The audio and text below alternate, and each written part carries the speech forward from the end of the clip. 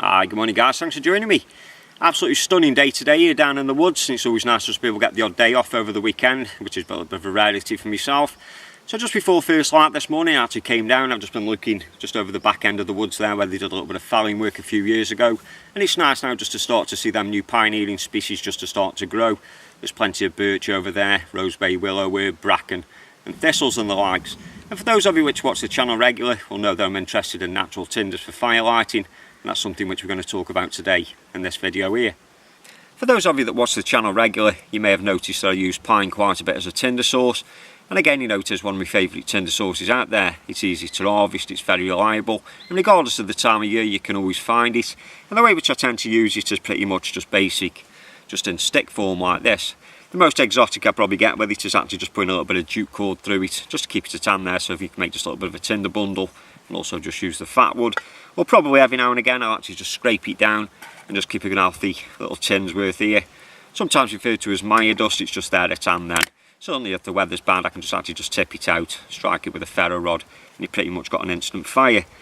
So I'm sure you can imagine how happy I was when I actually received all this in the post. Now this has blown me away. This has actually come from the Pine Fire shop over in America. And this isn't something I ordered. I actually just spoke to Michael from Pine Fire shop, well, probably about a month ago. He just did a video and I just made just a little bit of a comment to it, and he asked, just give me your address and I'll send you a little bit of Fatwood over. A parcel came the other day and all this was in it. So before we get into the nitty gritty and open these bags up and check out all the stuff, which I can't wait to do, I think you owe Michael and Casey just an absolutely massive thank you. You didn't have to do this, guys, you know, it's absolutely blown me away. You know, again, you didn't even expect me to do a review on it. There was just a little note in the parcel which just said enjoy, and that's something which I'm going to do. So you guys in the States, you know, please, you know, check out the guys over at Pine Fire shop. What you see here, you know, is just a small selection of the stuff that they actually do make. Michael's very much into designing tomahawks. There's a few of those on the website as well. There's also various different ferro rods and the likes. So what we're going to do, we're just going to run through it all. Like I say, I'm very intrigued to see what it is. It all looks quite magical, because when I get my Fatwood it tends to come in stick form. And like I mentioned, just scraping it down is probably the most exotic what I get with it. So now what we're going to do, I'm just going to run through it, open the bags up. We're going to get the stuff lit, we're going to see how it burns, and also check out the burn times and the likes. So the first one we're going to take a look at comes in this little black bag here, a resealable bag, and as soon as you open the bag up, that smell, you know, the pine resin and the pine sap certainly does hit you. So these bags themselves can be resealed. Obviously they're going to keep things fresh in there. So you know, a good little way of storing them. Perhaps once they have been opened like this one has, I'll probably just chop it down and just actually just keep it in some kind of tin. So we're just going to tip it out now. We're just going to take a look at it, just see what's involved in it, seeing the kind of things that it's made out of. Like I mentioned, we're just going to get it going, just get it burning, and just see how it burns, and also just see how long it burns for. So we'll just take a quick close look at what we've got here. And like I mentioned, the smell is absolutely phenomenal. That smell of that resin, you know, certainly getting to me. Really, really nice, really thick. And just looking in here, you know, looking at it, just checking out, you know, the kind of ingredients that they've used. There's various different things here. Certainly loads of pine resin, cotton, Fatwood. Looks like a bit of magnesium and the likes. Probably some kind of beeswax. So what we're going to do, just use this little piece here, which is actually just broken off. And if you just take a look at the amount which actually getting in your bag here, and I think this one costs around about $6, something like that. You know, you're probably going off here, I don't know, 10, 15 fires maybe, you know, for that kind of price. You know, it's only going to cost pennies per fire, more or less. So just going to get it going just by breaking it up. Obviously, like all kind of stuff when it comes to fire lighting, just processing everything up is the way to go. What I'm trying to do here now, just exposing just a few of these cotton fibres. I'm going to try to get all this stuff going with a ferro rod. Certainly with a cigarette lighter, you know, this wouldn't be so much of an issue. But, you know, just with the ferro rod here, just going to process it down just a little bit more. And if we just cut it and just tear open just this cotton, like I say, we're just going to get the ferro rod on this now. I'm just going to just see just how quick it goes up, and also just how long this little piece here is going to burn for. And like I mentioned, there's plenty of resin, plenty of bits in it. There's plenty of little pieces of Fatwood dropping out. We'll just put those just back on there like so.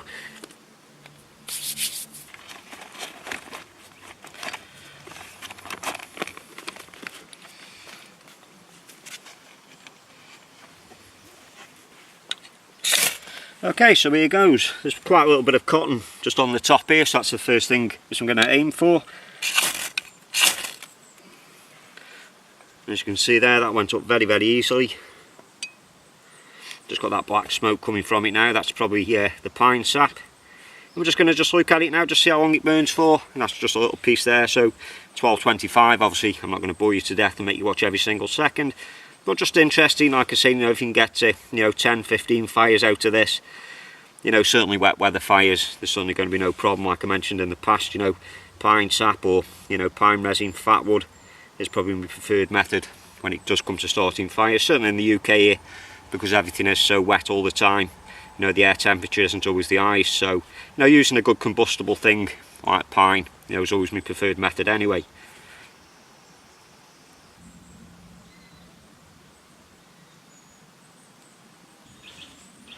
So just taking a quick look at the watch there, we're just coming up to the 5-minute mark, and there's still plenty of materials left in this. You know, if I just break it open, you know, the percent is still packed with it.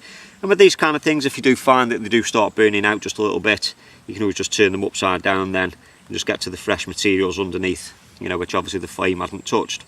So, like I say, 5 minutes in, still burning strong, plenty of black smoke coming off it. You know, the smell's absolutely lovely.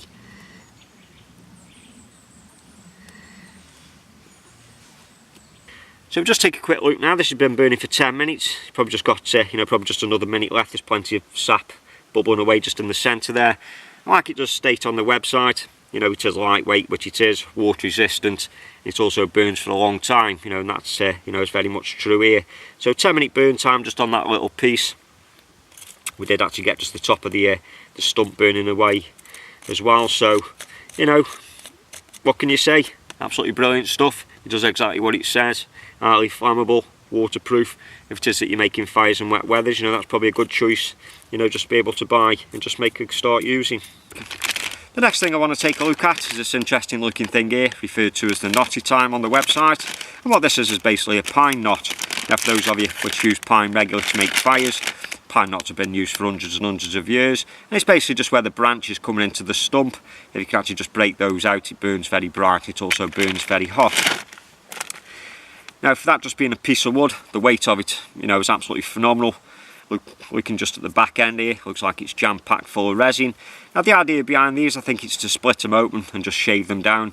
With this being as hard as it is, if you just to get a knife and just try just to shave that down just into little small shavings, it'd probably just be a little bit too hard. But I'm just intrigued anyway, just to see what the resin content is like on the inside of it. So we're just going to get the knife, just split it down. I'm just going to take it from there.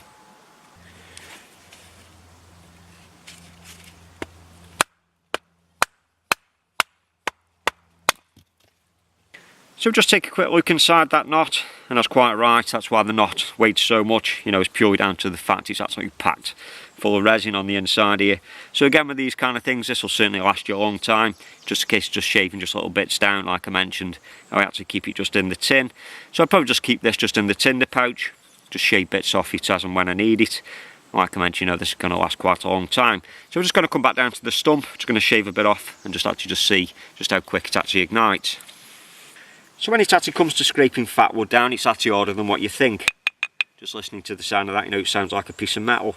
So just using just the back of the knife, or, you know, if you've got any kind of designated scraper, it's just a case now just scraping it down. And we're getting that real rich orange colour there, with all the resin just that's impregnated into the wood here.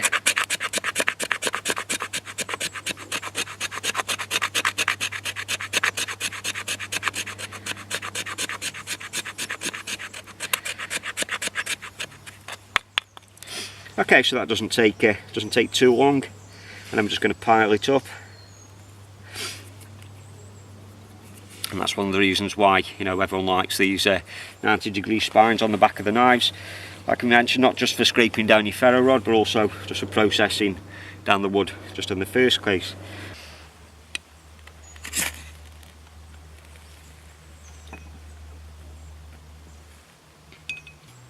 And the end result was always going to be fire. The amount of resin that's packed into this knot, you know, goes without saying.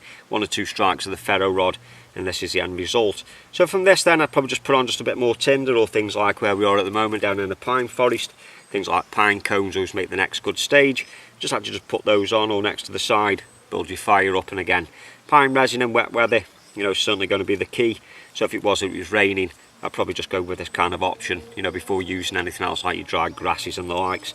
So just being able now just to keep this just in a rucksack or just in the tinder pouch means there's going to be hundreds of more fires yet to come.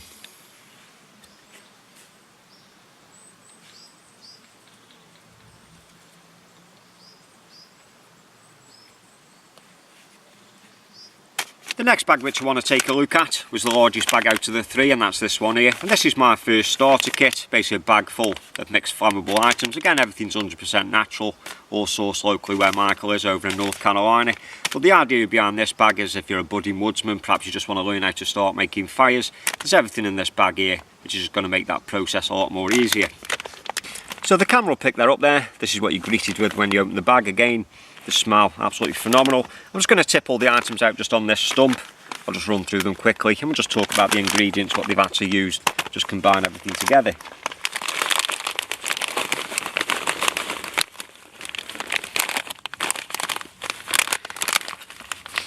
And as you can see here again, another bag absolutely jam-packed full of goodness and making things easier just to get your fire started. So I've actually just written down just a list of ingredients, what Michael's used in this. You know, again, it all smells very nice, it all looks very natural. So just starting off, they've got one of their products called slag in here. Plenty of river birch, I can actually just see the birch. Cotton sandy, so one of the ingredients is very similar to that cotton sandy extreme. Super jute, which you can actually see here. Fatwood rounds, Maya puffs, cedar, plus much more. So again, you know, there's enough ingredients in here to get multiple fires lit. And like I mentioned, the aim of it is if you're a budding woodsman or perhaps you just want an easier way of getting your fire lit, if you just look inside there again, plenty of other bits of dried goodness. And also nice chunks of fatwood in there. So again, if you wanted to, you could actually just split this down into various bags.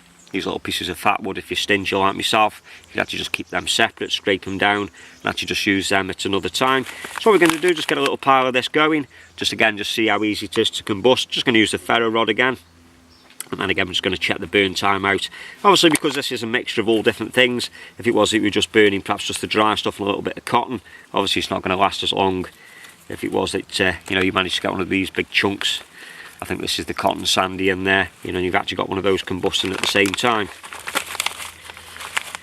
So what I've done, I've just pulled a nice amount out of the bag there, and I've just selected through, just trying to pick, you know, just a selection of all the different pieces in here. And again, you know, just because it's highly flammable, don't think that you've got to do any work to it. So probably just when you get the cotton wool, you might just help just to process things down slightly. Your birch bark, if you wanted to, you could just rip them up into strips. You know, but if you're using a cigarette lighter, you know, this will go up, you know, very easily, but just using the ferro rod, again, just like all sorts of fire processing, just work the materials just a little bit, just give yourself a fighting chance just in the beginning, so just fluffing things up, ripping things down, and like I say, I'm just going to get this going now, just with the ferro rod.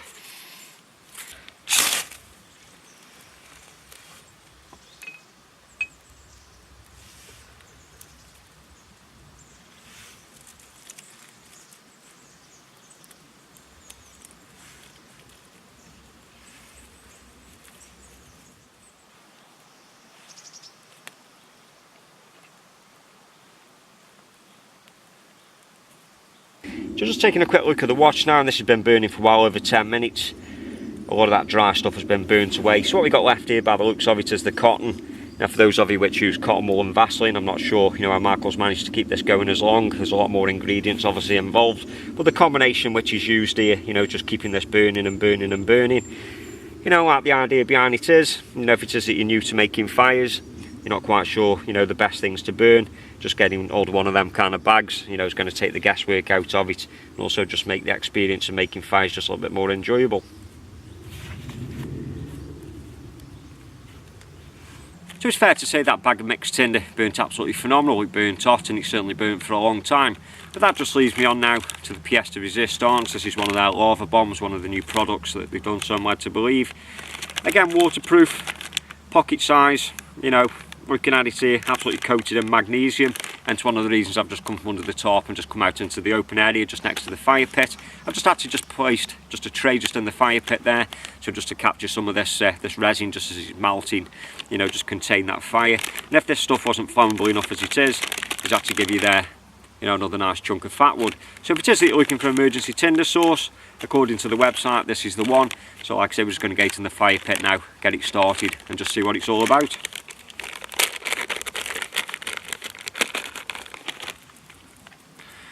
If I give you a close-up of that there, you can see all the resin, you can see the magnesium, and if you look at that there, there's just one massive chunk of magnesium there, so that'll be interesting to see how it burns. So what we do with this, I think, this is obviously the wick part. We're going to try with a ferro rod. Maybe that's what the Fatwood's for. If there's that much resin on this, that you may just have a job just to get it going without fluffing all this wick up. But we may just scrape down just a little bit of that Fatwood that's in the bag if we can't get it go up with the ferro rod first couple of times, and then that'll certainly get it going.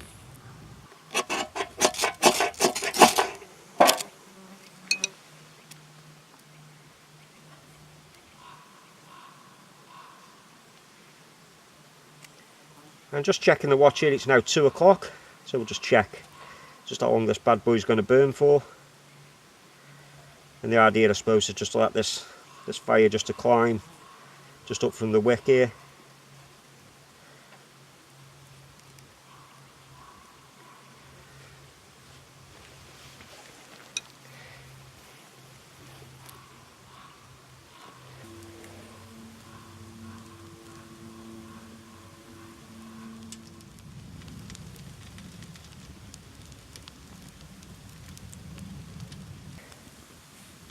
If you just look at the way that that's burning now, we're coming up to 10 minutes and all that resin now has started just to melt out, and that's actually just got a lot of this bottom of the tray on fire, and it's the reason just for putting it just in the tray in the first place. So if it is using firelighters with a lot of substances in that are going to melt, just containing that, whether it's just in an old tin lid, an old tuna tin, anything like that you don't mind getting burnt out, it's going to then concentrate all that heat instead of having it just running everywhere, melting everywhere.